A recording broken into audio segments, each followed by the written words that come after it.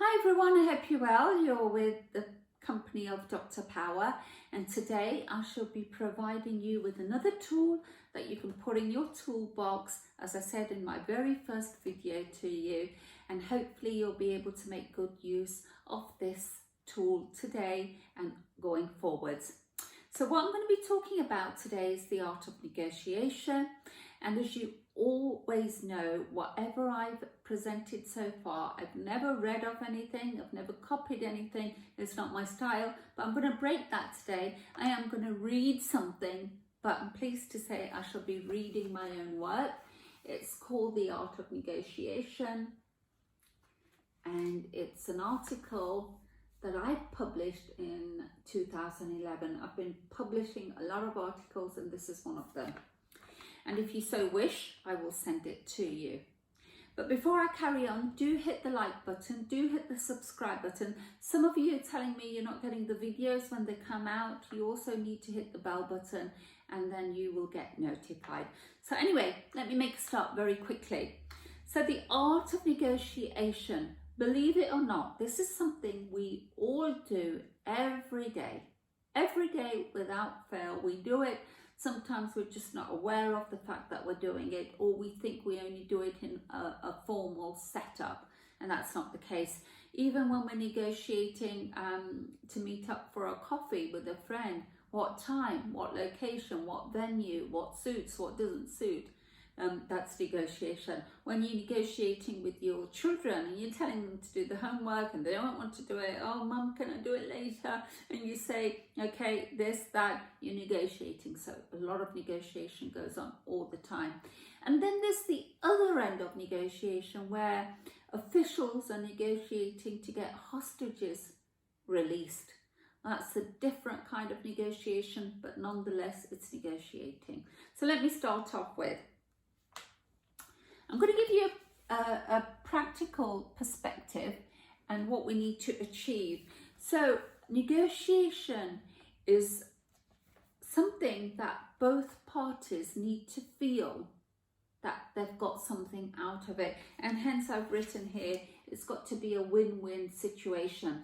So if you're going to buy something and someone is selling you that, you need to walk away making sure you've got a good deal, and they need to be happy that they haven't undersold it to you and they've still made a living from doing so. The second thing, the second practical perspective I want you to be aware of is that we have variables when we're negotiating. So if you're going in to buy a blouse and you only want that particular blouse, that part is not a variable. Whether you get it today or you have to wait for a week, you might be willing to do. So that is a variable. So remember, when you're negotiating, you have your variables, and so does the person who is negotiating with you. This is one of my favorites. It's called silence. So once you've gone in, let's get back to that example of buying a blouse. You've gone in and I'm going to give an example of when I was in Delhi. You can buy things at a very different price to the price that was once offered to you. So let's just say, for example, something's offered at 1,000 rupees. The owner might be willing to sell it to you for 200 rupees. He's deliberately going to say 1,000 because he knows the culture there is people negotiate. So then you've got to offer 100, for example. Knowing in your head you're not going to give more than 200 rupees, and you keep that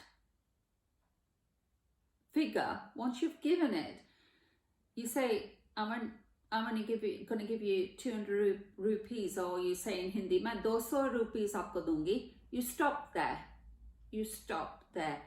That's when you need to do the silence, because what happens is people panic and think, oh, he might not sell it me, and quickly jump in and say, okay, I'll give you 300 rupees. You don't need to do that. You can stick to that and be absolutely silent. Okay, so that's the practical setup in negotiating. What we're going to go on to now is negotiating styles. Yes, believe it or not, we all have different negotiating styles. Some of us will avoid negotiating altogether. That will both be someone who's buying a product and someone who's selling a product. Some people work in a very collaborative manner, so you've got to work out your negotiating style and the style of the person you're dealing with. Some are very competitive. They need to feel that despite it being a win-win, they kind of got the better of it. They're more competitive. And some are compromising. You want to buy something, they want to sell something. Come on, let's get on with it and compromise. So if I was to summarize all of that very quickly, what I would say is you're dealing with emotions of people. So the interpersonal skills are critically important. You need to be able to work out that person's style. You need to work out a lot about the person you are negotiating with in a few minutes, on what style will work with them, what price will work with them, what tactic will work with them. The other thing, once you've worked out the negotiating styles, you need to work out the situation, the negotiation situation. So let me go back to the example of buying a blouse in Delhi. That situation, yes, you want to get the blouse, the person wants to sell you the blouse. 9 times out of 10, you need to say to the person, because he's not going to offer you that blouse for 200 rupees, he's going to insist it's worth 600 rupees, and you kind of say to him very pleasantly, "Acha main jati hu, koi baat nahi," which means, okay, it doesn't matter, I'm leaving. And then 9 times out of 10, you're walking away and you get a call back because the person will give it you for 200 rupees. That negotiating situation is very, very different to a situation, for example, where someone is held a hostage and you're working to release a hostage.